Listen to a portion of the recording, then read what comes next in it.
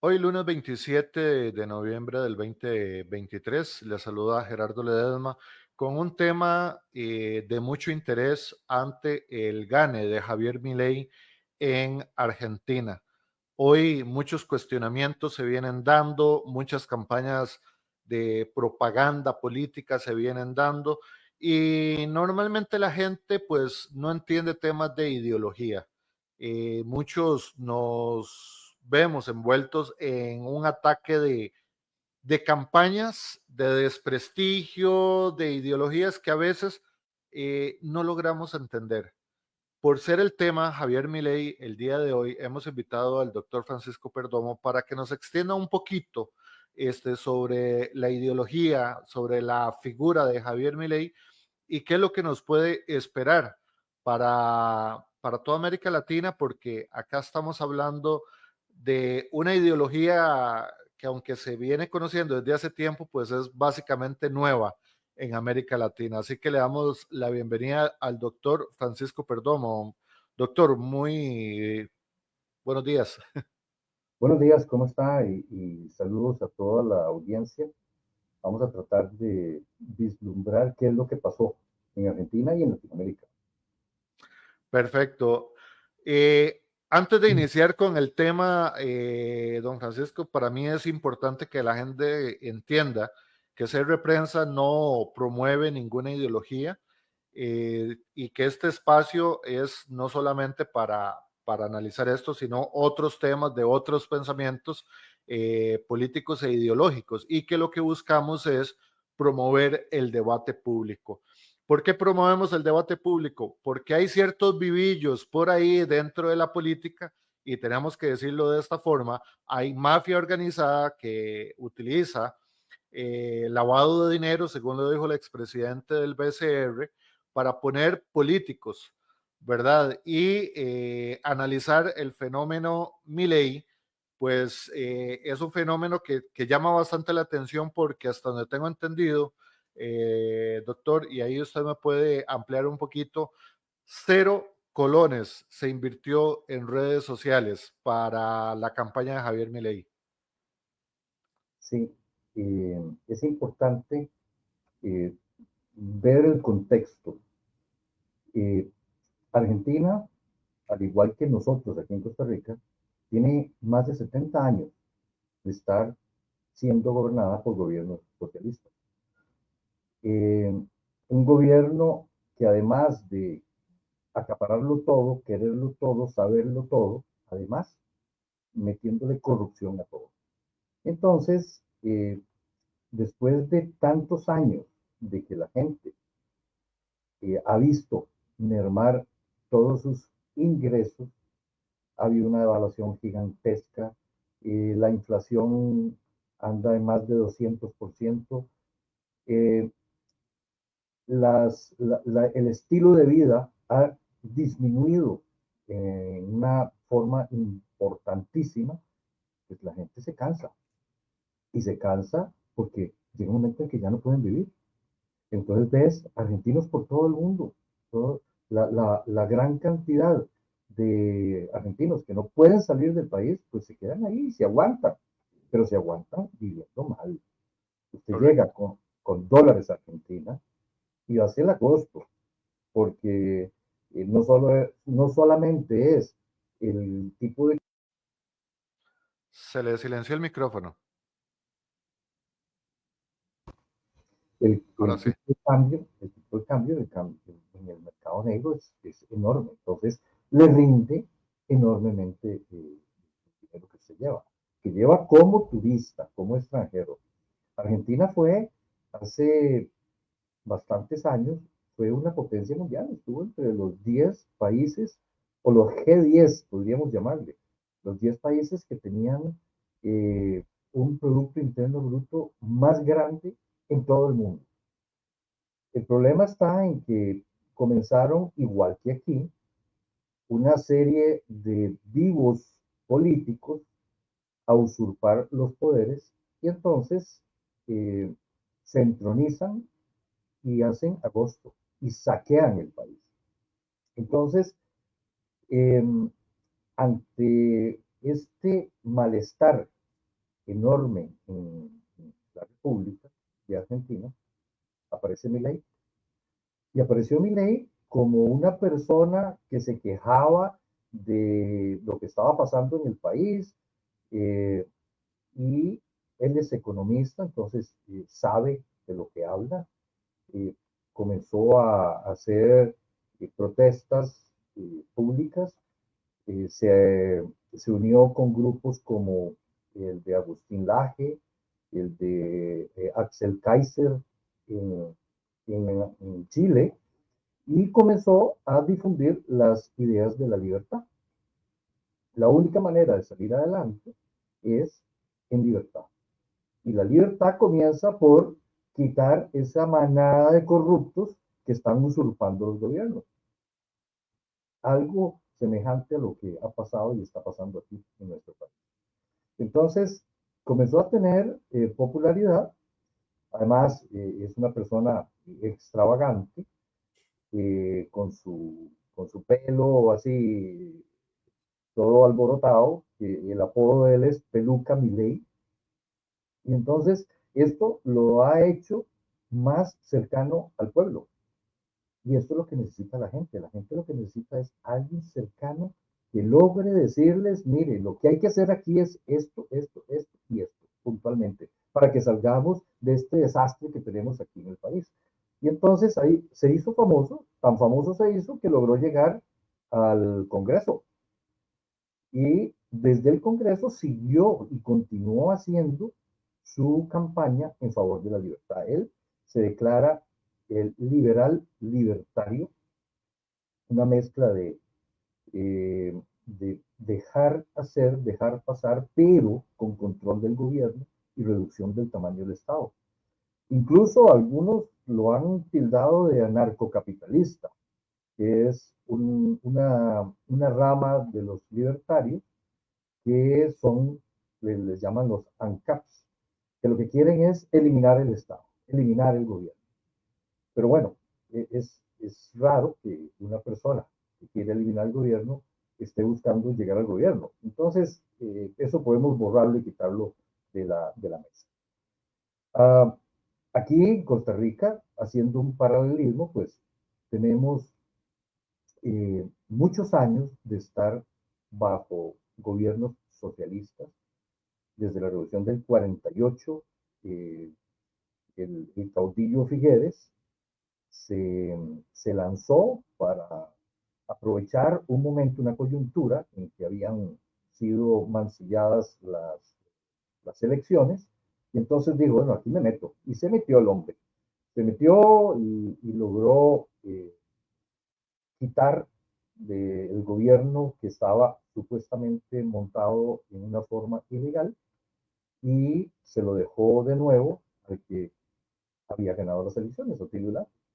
Entonces, a partir de ese momento, se autonombra caudillo, y algo interesante, viene y disuelve el ejército. Entonces uno dirá, bueno, qué altruismo disolver el ejército siendo la persona que ganó la revolución, ganó la guerra civil. Pero bueno, tan inteligente era este señor que aparentemente lo que quería era evitar que le diera un golpe de Estado a él, porque eso es lo que venía dándose de un gobierno a otro gobierno. Los primos y los parientes y los contendores se daban golpes de Estado entre ellos. Entonces, de esa manera, eliminó la posibilidad de que se lo apeara. Así las cosas, desde ese momento, el gobierno, junto después con otros gobiernos socialistas, logró ponerle a la población, en aquel momento la mayor cantidad de campesinos. También había muy poca población en el país, no creo que pasara los 900,000 o los millón. Y entonces les dieron seguridad social, les dieron garantías sociales, el aguinaldo, la educación, crearon las universidades costeadas por el Estado. Y entonces ese grupo de campesinos que eran un poquitito más que esclavos, lograron surgir y salir adelante. Y lograron entonces hacer una gran clase media. Eso es lo que tenemos hoy en día. Bueno, teníamos hoy en día acá una gran clase media que gozaba de educación costeada por el Estado, que no es gratuita, porque alguien la tiene que pagar, de seguridad social, costeada por el Estado y los patronos, y después también los mismos trabajadores, y garantías sociales, la, el aguinaldo, la cesantía, etcétera. Entonces se le dio estabilidad a esta clase media, pero esta clase media se entronizó porque comenzó a formar parte del gobierno, del Estado. Y entonces comenzó a entronizarse y comenzaron a hacer prebendas y aparecieron los sindicatos y aparecieron todos esos grupos de movimiento social que lo que persiguieron es mantener a esta gente con el poder de mandos medios dentro del Estado. Pues ese es el resumen de lo que ha pasado aquí en Costa Rica. En Argentina, pues anda parecido. Bueno, se me olvidaba mencionar que el último gobierno liberal que tuvo Costa Rica fue el de León Cortés. Estamos hablando ya 100 años hace para atrás. De ahí para acá, todos han sido, o la mayoría han sido gobiernos socialistas, gobiernos de Estado gigante, un Estado que todo lo sabe, todo lo quiere y todo lo puede, un Estado que maneja todas las entidades de bien social, entre comillas, y un Estado manejado por un montón de políticos vivos que lo que han hecho es usurpar y usufructuar de, de los ingresos del Estado que eh, son impuestos, valga la redundancia, con impuestos a la clase, a los empresarios y en este momento, pues los trabajadores independientes. Pues esa es la situación en cómo está. Argentina anda parecido, muy, muy parecido, y también en cuanto a los tiempos anda bastante parecido a nosotros, con una diferencia que la devaluación que tiene Argentina es enorme, eh, el déficit fiscal es gigantesco, la inflación es enorme, incluso se habla que van camino a una hiperinflación, y aquí no. Entonces uno dirá, bueno, ¿cuál es la diferencia? Porque es que nosotros, teniendo las mismas condiciones, estamos en una posición diferente. Bueno, creo que la tropicalización de las circunstancias hace que nosotros seamos diferentes. Eh, También tenemos aquí una influencia, somos un país muy pequeño, Argentina más de 30 millones de habitantes. Nosotros tenemos 5 millones, de los cuales eh, 3 millones son votantes y 1,5 millones somos trabajadores que aportamos a la seguridad social de forma obligatoria, de forma obligada, porque el socialismo y el estatismo nos ha hecho así. Y nosotros tenemos, además, una idiosincrasia diferente que nos han inculcado por medio de un adoctrinamiento socialista de que tenemos que agachar la cabeza. Para eso somos un país culto, un país que, que preferimos, como decían por allá, violines a tanques.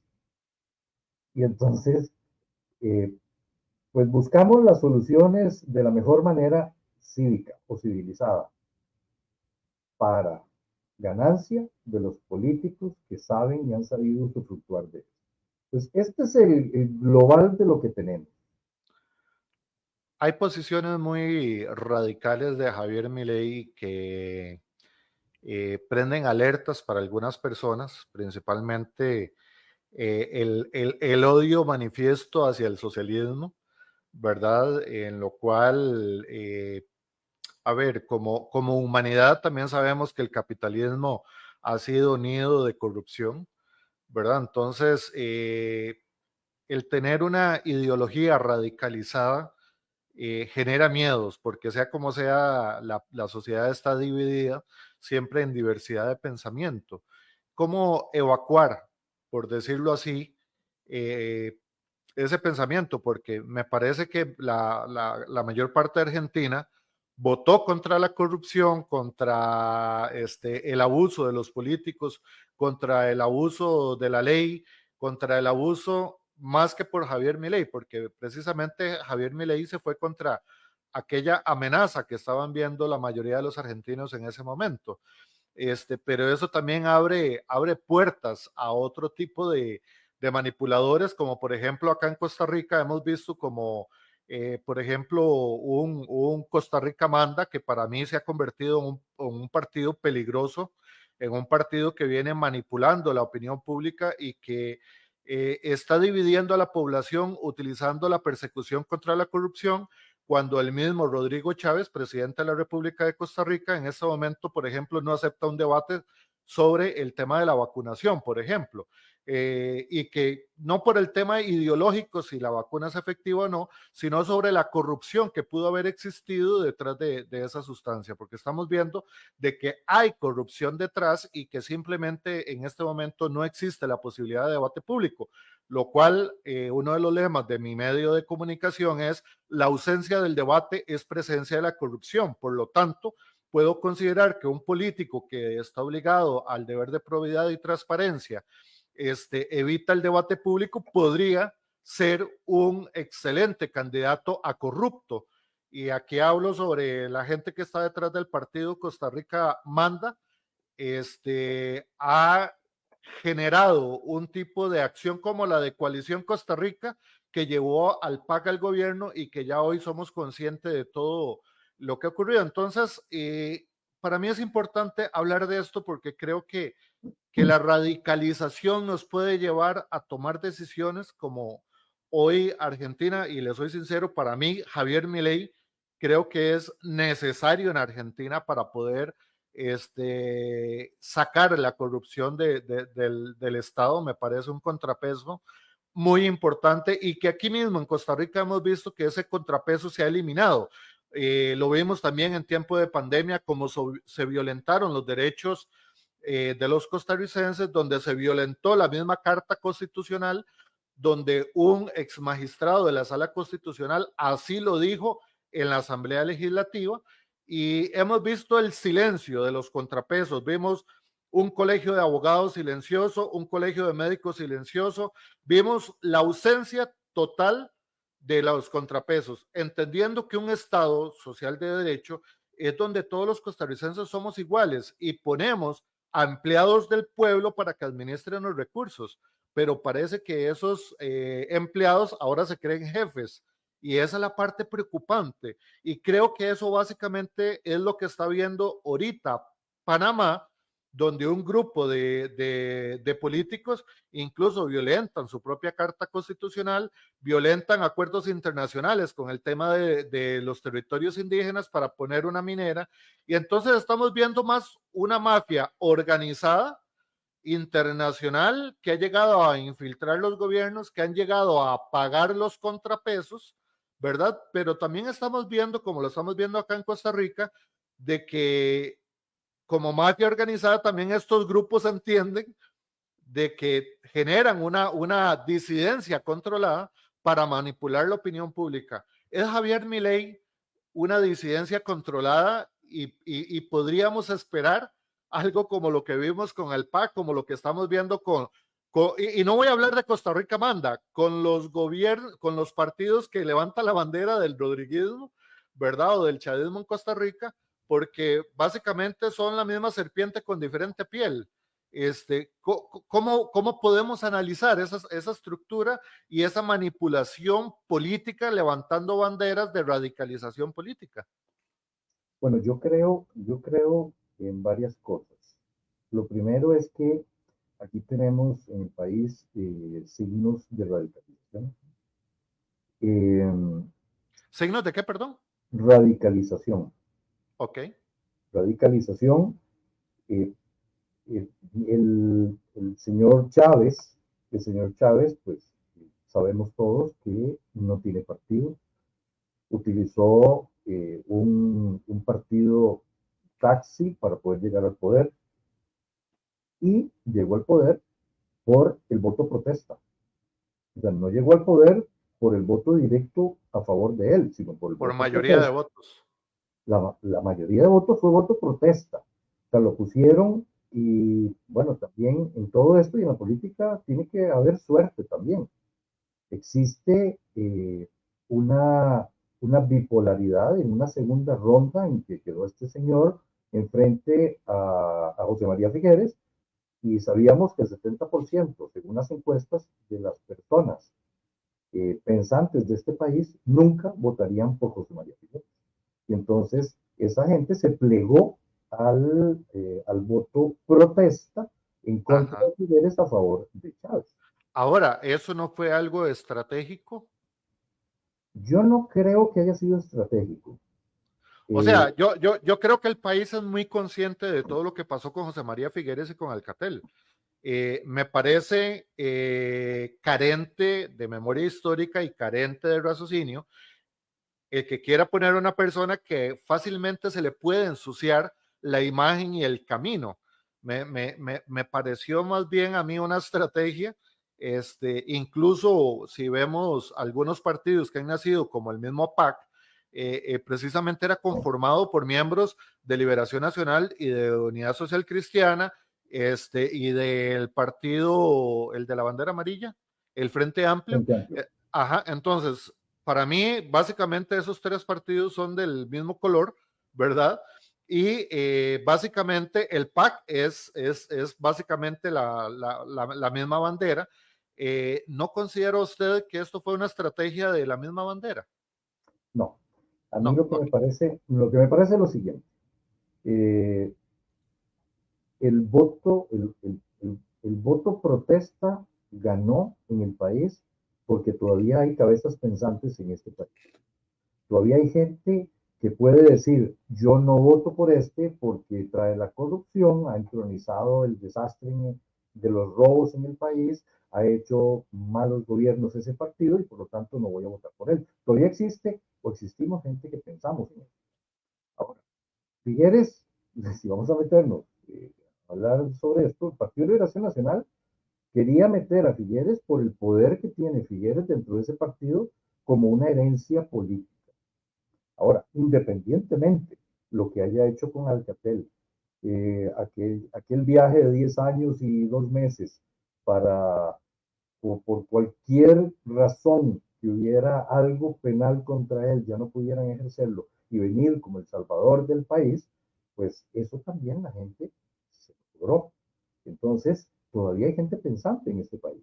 Y esa misma gente pensante es la que le dio el voto a, a, a Chávez en contra de lo que no querían que volviera a entronizarse en el país, que es el Partido de Liberación Nacional, con la figura de Figueres. Ahora, hablando de cómo se formó este montón de partiditos, comenzando con el PAC, evidentemente, son residuos de los extremismos, en este caso de Liberación, con la ayuda de algunos de la Unidad y del Frente Amplio, para también hacer lo que se llama en política dividir y vencer. Divide y vencerás. Con esto, partidos con una ideología semejante que después van y se unen para darle el apoyo a X partido del cual ellos salen, entonces tienen la posibilidad de agruparse y darle el apoyo para que este partido llegue. Lo que pasa es que no contaron con que en esta ocasión la gente estaba cansada, la gente ya estaba hastiada de la corrupción y de la huida de Figueres por 10 años, el papel y todo lo que pasó. El punto clave de todo esto es el, el barómetro de la corrupción. El barómetro de la corrupción va a lograr conseguir que el péndulo que una vez estaba en un lado se vaya para el otro. Y entonces la gente se cansa. Si usted está viendo que le están cargando impuestos para que un grupito usufructe de ellos y se encargue de robarlos, y a veces no los roban en forma directa, sino que crean instituciones y después las quiebran para que toda la plata que había ahí se desaparezca, como lo que sucedió aquí con varios bancos. Ya ha pasado esto. Entonces, Esta corrupción es la que logra conseguir que la gente se harte y la gente vote en el contrario del péndulo de donde estaba.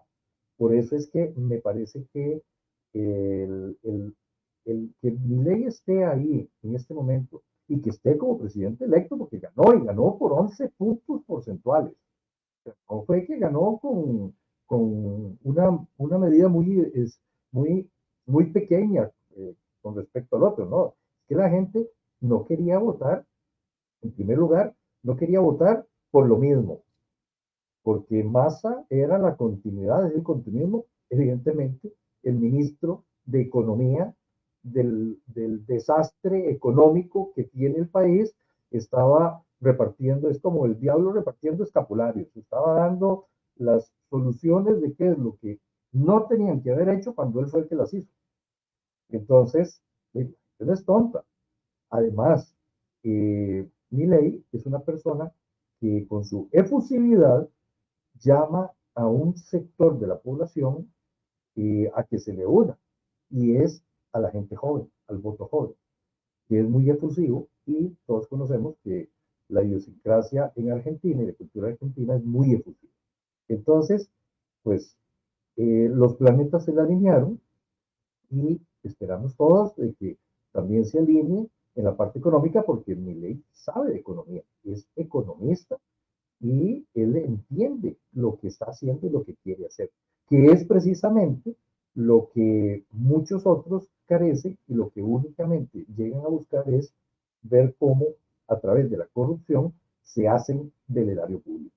Pues por ahí anda la situación. Doctor, fenómeno Nayib Bukele ahora se junta con el fenómeno Javier Milei. ¿Está el socialismo latinoamericano en alerta? Vean, yo lo que estoy viendo es que la gente está buscando caudillo otra vez. Eh, Cuando ha habido gobiernos socialistas donde no hay caudillos, sino que todos son caudillos y todos roban, todos asaltan. Vea, por ejemplo, gobiernos como el de Nicaragua. Ahora ya se entronizó en dos personas, pero comenzó con 9 caudillos. Entonces, en El Salvador, pues Bukele también es un caudillo, es una persona que, que además pues tiene raíces populistas porque le dicen al pueblo lo que el pueblo necesita y quiere saber y quiere que suceda. Entonces logra conseguir que la gente se vaya con él porque es lo que necesita, es el que va a salvar y el que va a poner las soluciones a lo que necesita. Ahí el problema que tenía era un problema de seguridad enorme, gigantesco, y bueno, logró conseguir Bukele que volviera la seguridad al país. ¿Cómo? Sacando de circulación todo lo que era crimen organizado. Pero no por esto, acuérdese que hay caudillos en un lado del péndulo y caudillos del otro lado del péndulo. Entonces, lo que sí se ha visto en este momento es que la gente está ansiosa, tiene sed de que alguien tome la batuta, de que alguien sea el que diga, este es el norte por donde tenemos que ir. Y precisamente que no sea el norte que va a lograr conseguir que los países terminen siendo más bien mancillados en su libertad y en su soberanía, como lo hace el socialismo. Porque el socialismo es el Estado es todo, la ciudadanía tiene que plegarse al Estado porque nosotros somos los que vamos a decirles y vamos a hacer todo lo que ustedes necesitan. Entonces, hay caudillos también que no comparten la idea de que el Estado sea todo, sino que le dan la libertad para que el pueblo y el ciudadano sea el que por sí solo, sin el estorbo del Estado, salga. Entonces, tenemos un caudillo en este momento en Argentina que es pro libertad, y no solo pro libertad y soberanía, sino que además pro libertad económica, porque lo que quiere es que el país salga adelante, pero sin los obstáculos que está poniendo y que ha puesto el Estado, que tiene a la gente ahogada de impuestos y ahogada en restricciones, que es lo mismo que tenemos aquí en este momento. Así que Hay, no estamos muy lejos. hay dos temas que él toca. Una es las ideologías y el otro es la parte económica. Vamos a hablar ahorita primero de la parte económica, posterior de las ideologías. Eh, Uno de los temas que él dice es el Estado es el problema y el Estado tiene que sacar las manos de la empresa privada, por decirlo así. Hoy día estamos viendo, y una de las cosas que también debe de estar afectando a la mayoría de incluso medios de comunicación, es que incluso el Estado se está convirtiendo, por ejemplo, vemos el tema de que el Estado ahora asume la agencia de empleo para todo lo que es la empresa privada de las grandes transnacionales. Entonces estamos viendo como que el Estado se está convirtiendo en un gerenciamiento de los sindicatos de los grandes empresarios. Y esto es bastante preocupante porque eso significa que también hay agencias de empleos que se están quedando sin trabajo.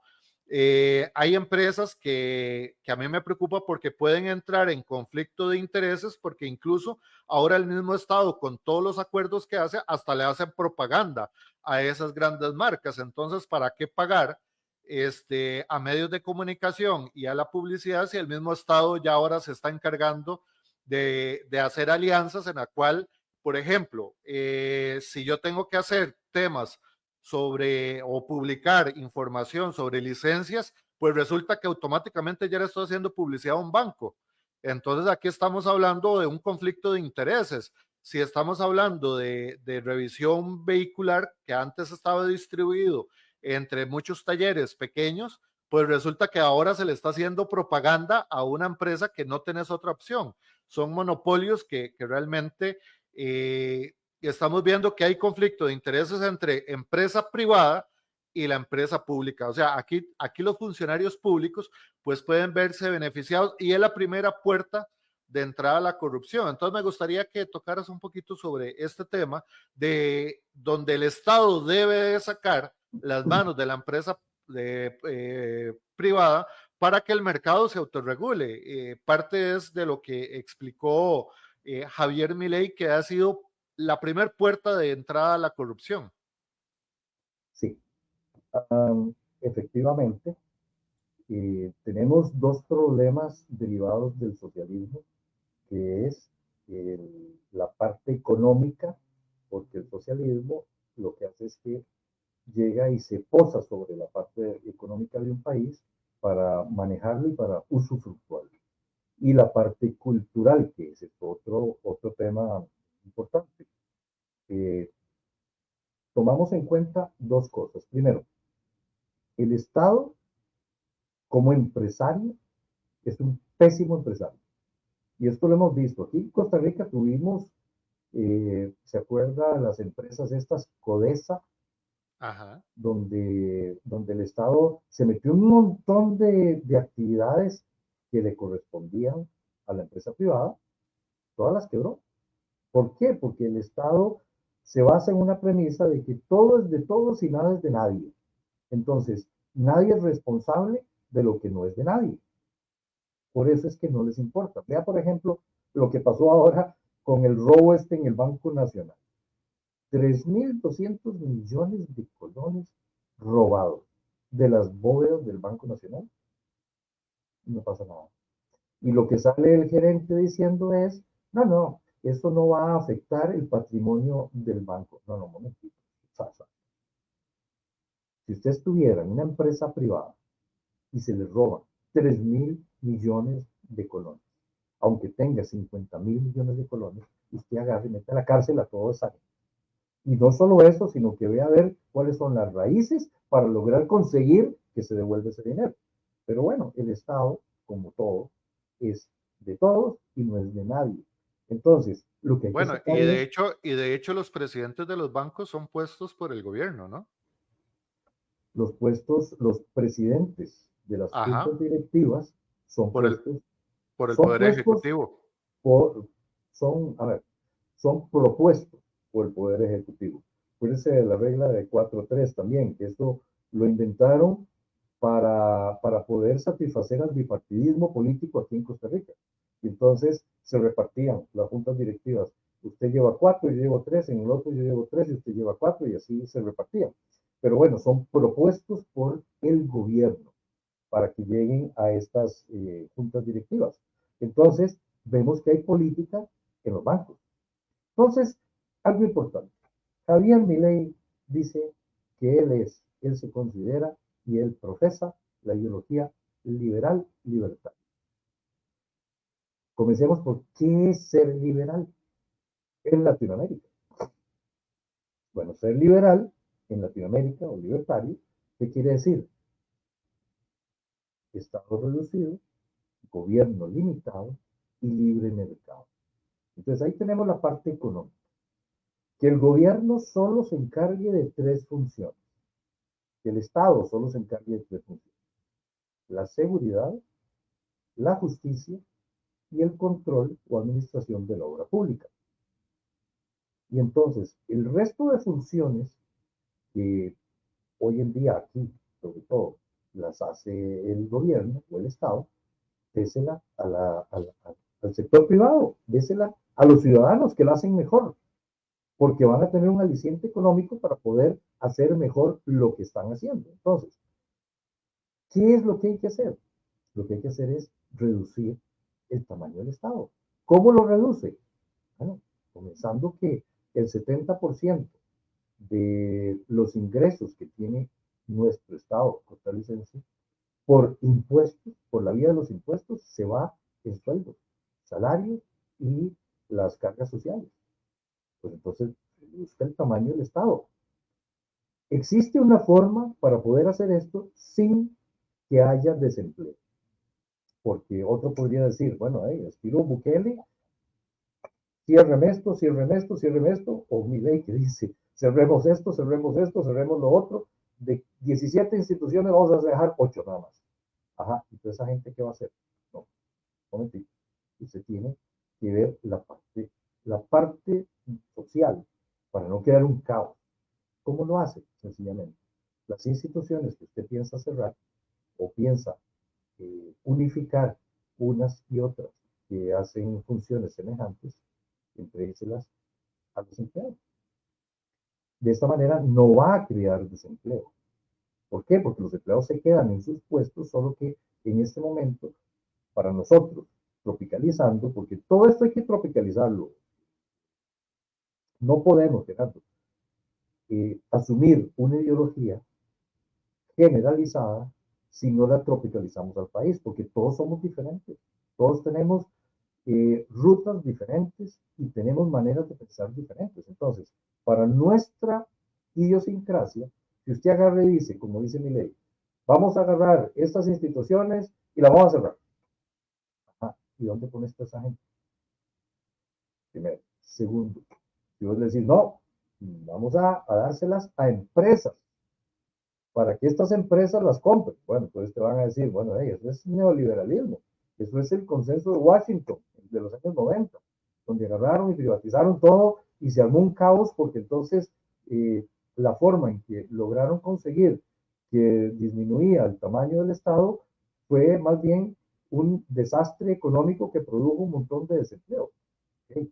Entonces, ¿cómo hacemos para que esto se logre hacer sin que haya un caos económico en el país ni un caos social?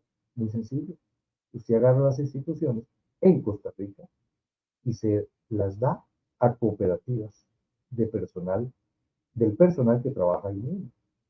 Entonces, las cooperativas en sí, que es un régimen que aquí sí lo aceptamos y sí lo acepta el 90% de la población, no crea resistencia. Y usted agarra y le dice, no, no solo esto, sino que además usted va a poder tener, como es una cooperativa, la cooperativa no puede tener superávit, ni puede tener ganancias, tiene que repartirse entre los socios. Entonces, usted agarra una cooperativa de empleados, por decirte, de una institución del Instituto Nacional de Seguros, le das en consignación 49% de las acciones del instituto, se las das a la cooperativa Instituto Nacional de Seguros, el 51% se lo queda el Estado, y una vez que haya estabilidad, ese 51% se la puedes traspasar también, para que sea el empleado el que esté empoderado y sea el dueño de la institución. Y entonces, como es una cooperativa, a final de año, de la ganancia que va a tener esta hoy en día empresa cooperativa, se reparte entre todos los asociados. Entonces tenés, eh, no sé cuántos empleados tendrá ahorita, 5,000, 6,000 empleados de LINS. Los tenés empoderados, están trabajando, se quedaron en sus propios trabajos, no se movieron de ahí. Ahora son dueños y son socios de la cooperativa de LINS y además tienen dividendos que ganan a final de año y entonces no necesitan pluses, no necesitan dádivas, no necesitan sueldos millonarios, porque mientras más trabajen y más produzcan, van a tener más dividendos repartidos a final de año.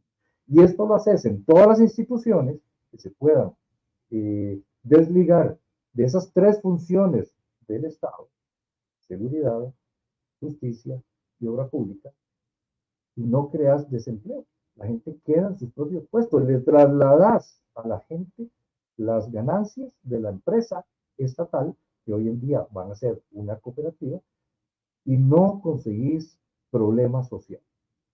Esto es lo que hay que ver, esto es lo que hay que analizar para poder tropicalizar las soluciones que pueden quitarle al Estado esa carga tan grande de empleomanía.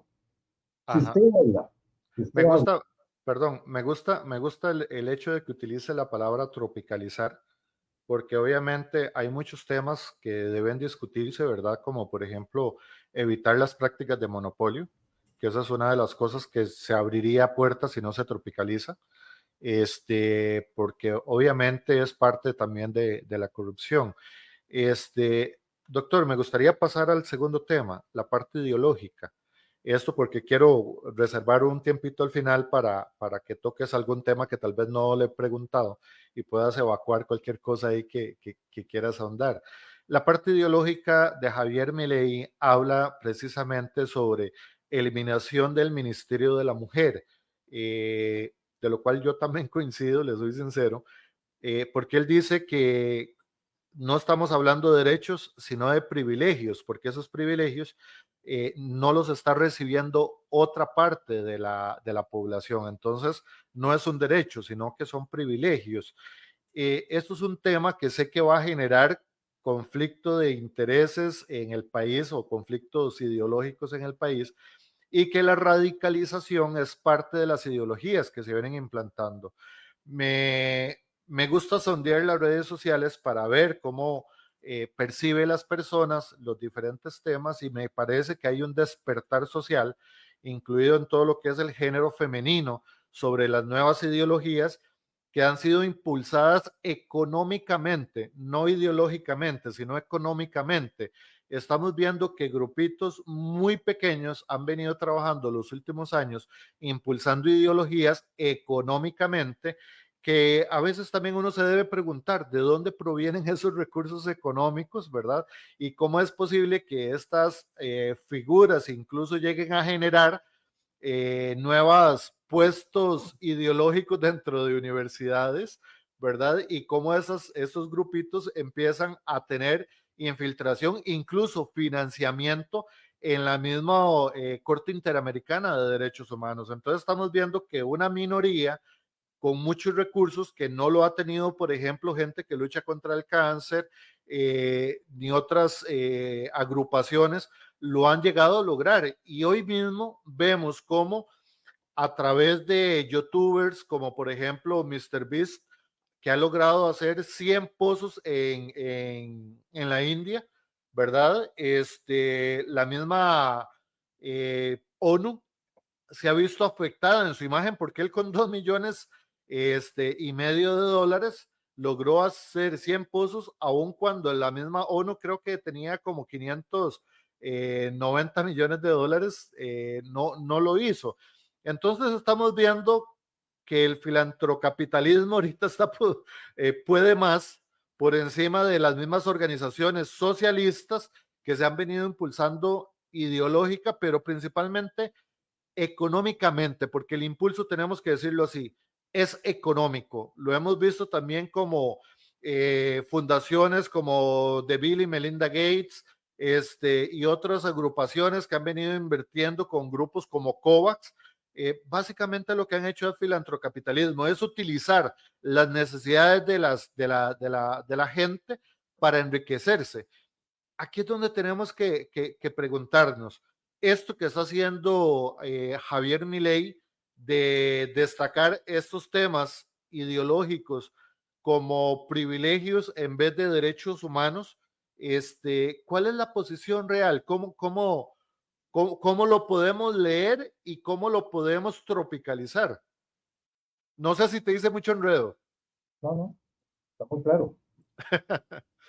Qué dicha que usted sí me entiende, porque hay mucha gente que me dice el problema es que yo tengo una vista panorámica y la mayoría de las personas están capacitadas a verlo individualmente. Y yo no, yo tengo que verlo en una forma panorámica. Entonces me agradaría su opinión. Sí, comencemos por algo muy sencillo. ¿Qué es un derecho? Eso es lo primero que tenemos que definir. ¿Qué es un derecho? Si el derecho es algo que lo asumen como obligación para una persona o para muchas personas, o si es algo impuesto para una pequeña cantidad de personas. Eh, si usted tiene un derecho o hay un grupo que dice que eso es nuestro derecho, perdón, un derecho, alguien lo tiene que costear, alguien lo tiene que pagar. Eso no es su derecho, eso es algo que usted le está obligando a alguien a que se lo pague. Llámese lo que se llame. Si usted tiene un privilegio, el privilegio es algo que todos los estamos pagando. Y entonces ahí vemos cómo el tener derechos, porque los únicos derechos que existen en la vida y en el ser humano son la libertad, la vida y la propiedad privada. Son los tres derechos del ser humano. Aparte de eso, no son derechos, son privilegios. Entonces, lo que ha pasado y lo que está pasando es que, y tiene razón mi ley, derechos subrogados o arrogados a pequeños grupos no son derechos, son privilegios, usted mismo lo acaba de decir. Pero esto viene de atrás, es que nos olvidamos muy fácilmente. Hay un refrán, hay una máxima que dice, quien no conoce su historia está obligado a repetirla. Y eso es lo que está pasando precisamente. Recordemos que con la caída del comunismo en Europa y la caída del muro de Berlín, se creó el Foro de Sao Paulo. Y el Foro de Sao Paulo lo que quería era únicamente es dotar de, de la parte económica a través del marxismo cultural de imposición en Latinoamérica, crear una unión de repúblicas socialistas latinoamericanas, como decir, la URSS, ponerlo en Latinoamérica. Y entonces, para poder hacer esto, ellos crearon un plan. Y a ellos me refiero a Fidel Castro, con Lula da Silva, y otros ayudantes como Jorge el Pato Cuartino, y esta gente que venían o vienen de movimientos extremistas, que vienen de dictaduras, que han usurpado países y los han saqueado, lo que hicieron fue varias etapas de un plan y una agenda para lograr conseguir que cayeran todos los países de Latinoamérica dentro de una olla donde la pudieran cocinar para después salir y podérsela comer entre ellos.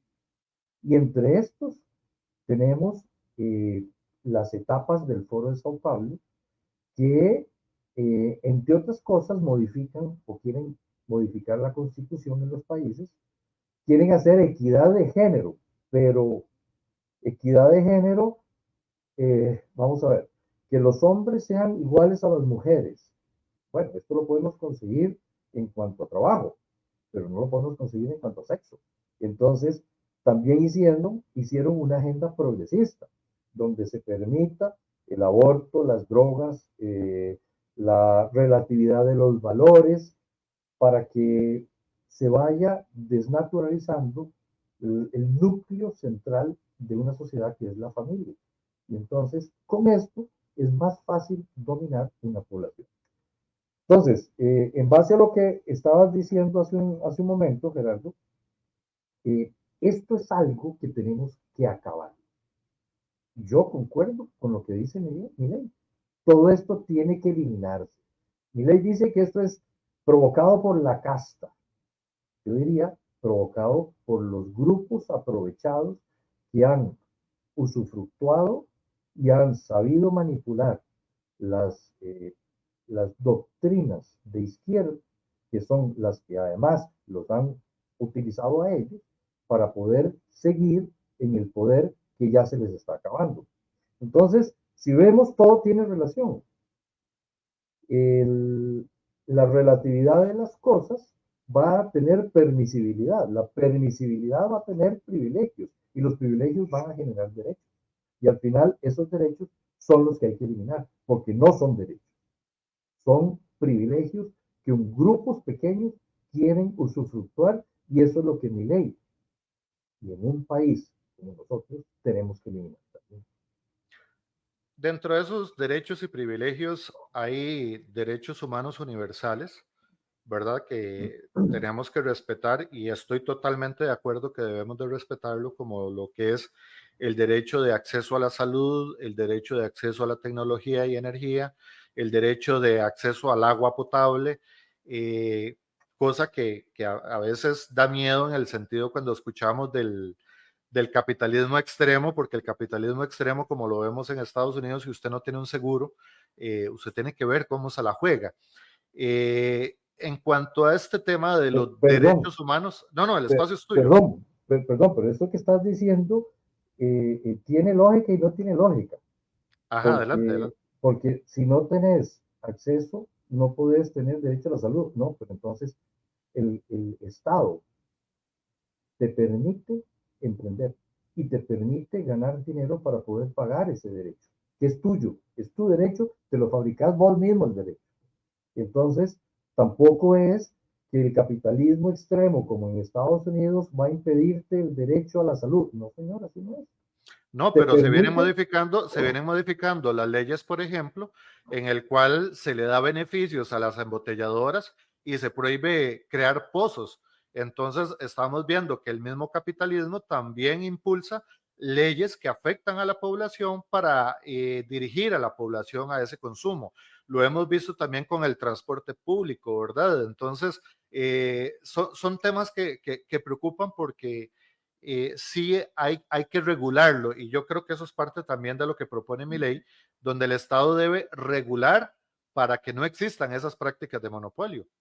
pero es al revés, Gerardo. El Ajá, liberalismo y el libertarismo lo que quiere es que el Estado no regule, que se autorregule y se autorregule por la competencia en la calle. Eso es lo que quiere el liberalismo y el libertarismo. Ahora, no podemos tener libertad si no tenemos igualdad para todo el mundo.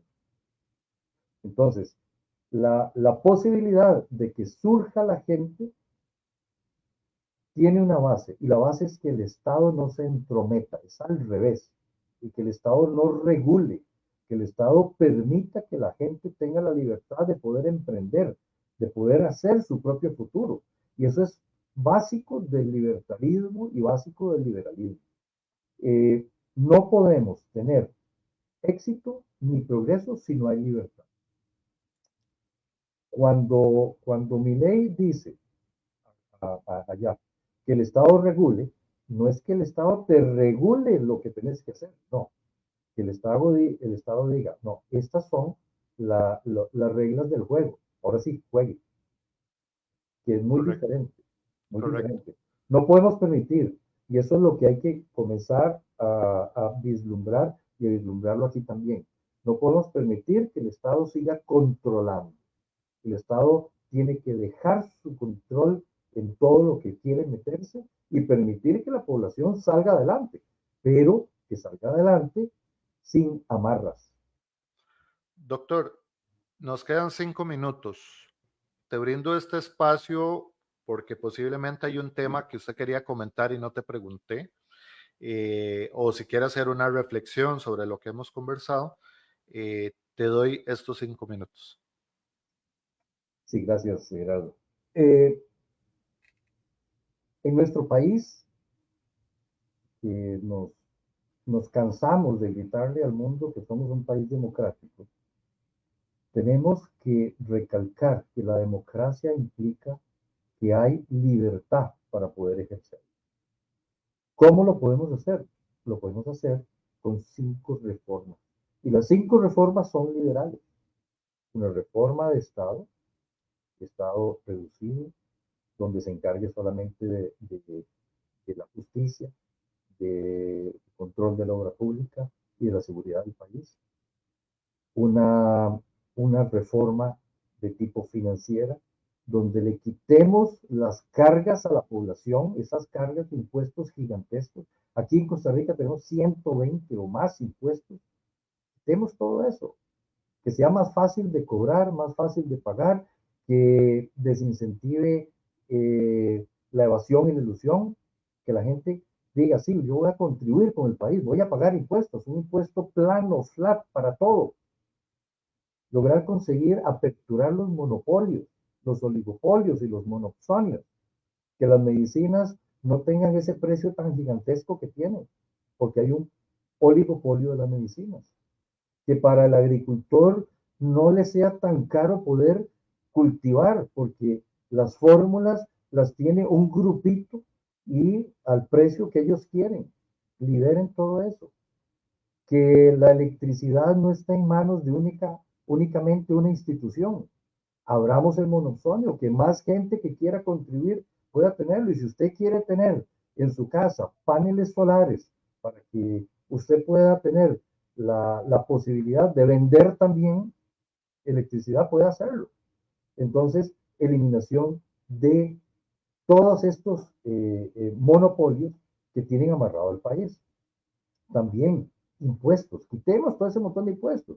Quítese marchamo condenado que tiene agarrado el cuello a todo el mundo. Es un impuesto disfrazado al aguinaldo, porque lo sacan justo cuando el aguinaldo sale a la calle. Quite eso, ponga, quiere arreglar las calles, ponga un impuesto de, o un impuesto no, un derecho de ruedo, que sea igual para todo el mundo, no un impuesto a la propiedad. Es que estos gobiernos socialistas se encargan de darle palo a la propiedad privada, que tenemos que ir al Banco Central a dar una declaración de quiénes son los socios finales de las empresas, las sociedades anónimas. ¿A dónde se ha visto eso? ¿Para qué quiere el Estado todo eso? Para dominar. Y entonces, si nosotros nos quedamos en ese círculo, pronto vamos a estar como China, con el crédito social, donde si usted no hace lo que dice el gobierno, no puede salir ni de la puerta de su casa. Agarre instituciones que son insignia en el país, como la Caja del Seguro Social. Désela a cooperativas del personal de la salud. Agarre la educación y el MEP que le entregue en consignación, como es el caso del proyecto de Suecia y Finlandia, con vouchers educativos, que se lo das el 8% del PIB, se lo das a las familias para que vayan a la escuela que quieran. Y las escuelas se las das en consignación a cooperativas de personal de la educación, para que compitan en la calle. La competencia hace excelencia. Y las pensiones, que ese es otro desastre, que también mi ley quiere arreglarlo. Las pensiones, que en este momento las tiene la Caja de Seguro Social, que es el ahorro de toda su vida, y usted tiene que darle el 40% y ahora a partir de enero el 60% al Estado de lo que ahorró usted en toda su vida. Esto es una estafa. Eso es una estafa del Estado, es una estafa del socialismo. Eso es lo que tenemos que convertir. Y mi ley lo está haciendo. Usted agarra las pensiones y le dice a la gente, la pensión complementaria la va a hacer ahora pensión primaria. Usted va a hacer un contrato de pensión con un fondo de pensión privado que va a estar regulado o revisado por la SUPEN y con un seguro patrimonial en caso de que haga un desfalco o haga un desmadre en ese fondo de pensión, usted recibe su plata y se va para otro fondo de pensión. Entonces, si usted agarra esto, va a tener libertad y va a tener posibilidades de surgir, y el Estado ya no va a tener ese montón de empleados que tiene ahorita, que se le va los impuestos en el 70% para pagar esos sueldos, va a poder meter eso que va a ahorrar, lo va a poder conseguir para que bajen los impuestos. Y le bajen los impuestos a usted. Y usted va a tener que pagar como empresario en CR Prensa no un 60% de impuestos, que es entre cargas fiscales y parafiscales, sino que va a poder pagar un 10% nada más. Y usted va a decir, ¿para qué me voy a meter en una bronca con el Estado si antes pagaba 60%, ahora voy a pagar 10%? Mejor lo pago y ayudo con el país. Pues eso es lo que quiere mi ley y eso es lo que queremos para nuestro país. Libertad económica. Precisamente la libertad económica produce progreso. Y eso es lo que queremos para Costa Rica. Doctor, muchísimas gracias. Espero nos pueda acompañar en nuevos temas porque hay muchos temas que queremos tocar como la dolarización, que es parte de lo que quiere hacer Javier Milei. Y hay muchos otros temas que definitivamente requerimos analizarlo. ¿Su mensaje de despedida? Libertad. Necesitamos libertad. Y la libertad comienza porque el gobierno y el Estado no siga encima del ciudadano. Que nos quite las manos de encima. Libertad económica, libertad cultural, libertad social y libertad política. Eso es lo que necesitamos nosotros para salir adelante. Así es, muchísimas gracias, doctor. Costarricenses, hay un tema que es importante que usted empiece a analizar. No confundamos, las dictaduras con estados policiales o estados militarizados. Muchas de las personas a las que yo le he preguntado si usted se da cuenta o cómo se puede dar cuenta si usted es libre, me doy cuenta de que existe una ignorancia social increíble. La mayoría de los costarricenses no tenemos idea, a pesar de que tenemos una dictadura al norte de nuestro país, donde usted puede ir a una pulpería a comprar, donde usted puede ir a comprar propiedad, donde usted puede hacer muchas cosas. Entonces, ¿cuál es la diferencia entre vivir en un país libre y vivir en una dictadura? Usted, como ciudadano, tiene la obligación de defenderse a usted y a su familia. Pero una de las cosas que lo está matando como costarricense, como ciudadano de este país, es que usted no conoce sus derechos y tampoco sabe defenderlos. ¿Por qué no los defiende? Porque no los conoce. Estos temas precisamente es para que usted pueda despertar. Nuestra obligación como medio de comunicación es traerle la información. Pero muchas de las personas están tomando la cultura de si no me entero, no pasa, si no me entero, no me afecta. Y creo que esa es una de las primeras señales de que usted es un esclavo, porque está dejando de que otros decidan por usted. Muchísimas gracias a todos. Recuerde, la ausencia del debate es presencia de la corrupción.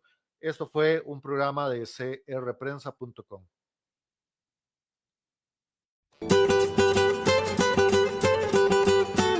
La antojería mexicana en Moravia.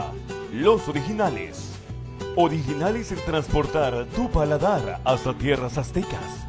Originales en crear un ambiente perfecto para cualquier ocasión. Ven y disfruta de La Antojería Mexicana.